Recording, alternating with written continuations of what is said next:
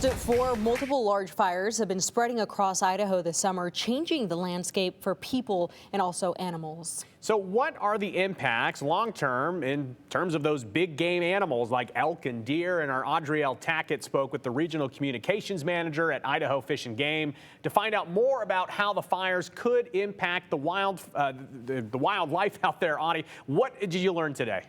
Today I spoke to Brian Pearson at Idaho Fish and Game. He says the full damage isn't known yet since the fires are still ongoing, but they are preparing for the worst. Fish and Game is relying on Winter Feeding Advisory Committee to assess specific forage damages when the fires die down. The committee is going to meet this fall and throughout winter.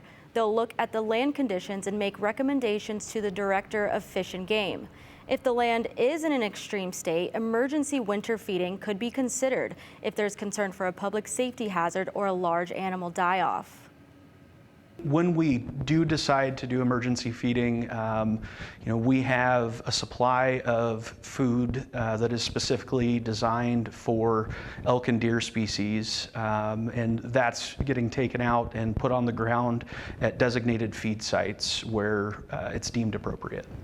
Proactive measures are already in action. Idaho Fish and Game is planting winter cover crops.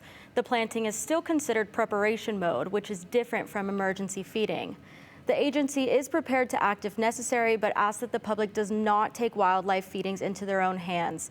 Ideally, animals will be able to survive without Fish and Game intervening, but the ultimate goal is to minimize impacts on big game populations. Audrielle, you mentioned to really not take this into your own hands, but for those community members that really want to help out, is there any way that they can help the agency? So they can attend those wildlife winter feeding advisory meetings when the time comes and contribute their opinions, because they do take the public opinion into consideration when making decisions.